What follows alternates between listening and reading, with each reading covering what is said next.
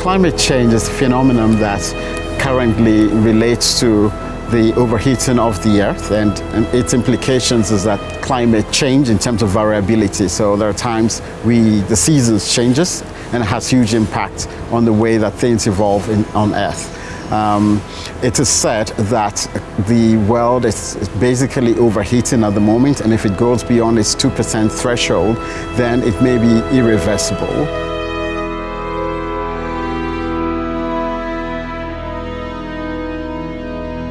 Climate change affects everyone in the world, but in Africa it is something unique, because in Africa it does affect people's livelihoods and has a huge impact on economic development of African states.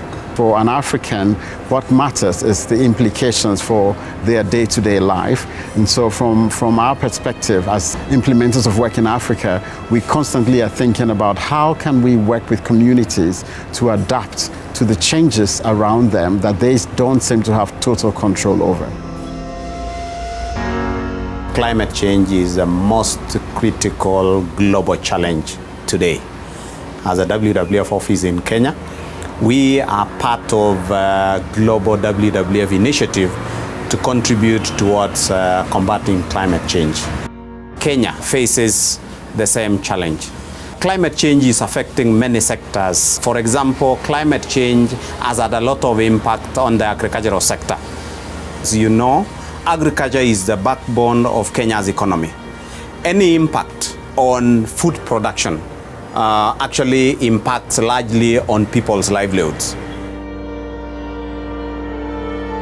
There has been a lot of talk about climate change, and now we are seeing the reality of it, because the climatical patterns and the weather patterns in the locality are changing. The rains are no longer coming when they are expected to, and the dependency on rains is no longer certain. So we can see there are longer droughts and more frequent droughts. So the issue of climate change is now reality. In terms of climate in Kajiado, in the last, let's say, 30 years, which I can remember, the rains were more than they are today. The heat was not as it is today. And so the weather patterns were more favorable to pastoralism and livestock rearing. And there were no as much movements in terms of nomadism as they are today. And even the encroachment into the wildlife sanctuaries were not as it is today. One of the things that the county government is encouraging is use of renewable energy. And one of the factors that are making us to appreciate the celebration of the Earth Hour is the issue of utilizing renewable energy like solar lighting, not only to use for lighting of homes, but also to use it as a way of detracting wildlife from attacking livestock at night.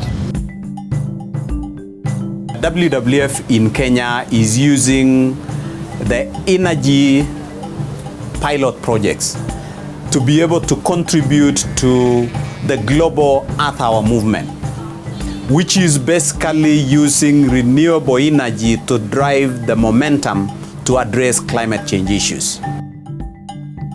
We are having human-wildlife conflict, especially predators in this Kajiado area, and it's exacerbated by climate change issues because lack of water, lack of pasture has made people move their livestock into areas where it was traditionally mostly wildlife, and because of lack of water, wildlife also has to move into areas where they come into contact mostly with livestock and with people.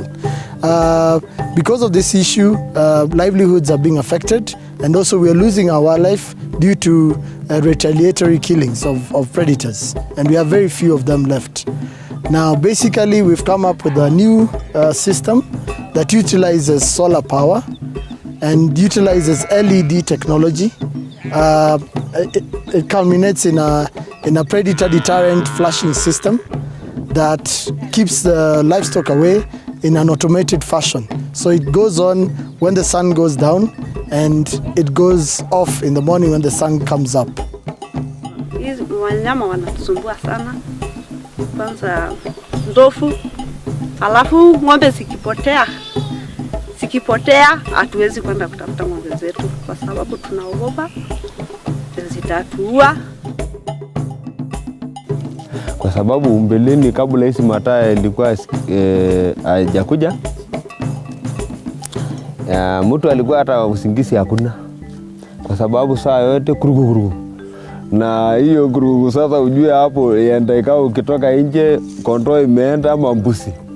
Kwa lakini wakati hizi mataa imekuja, siku hizi tunalala mzuri sana. Na nimeshukuru sana wakati Mungu ametukutanisha na WWF. Tunapata hata moto kutumia kingine kwa sababu ndani ya nyumba tunapata, sababu huko ni jangwani kupata kitu kama hiyo shida sana. So tumefurahia sana wakati tumeona hii mwangaza.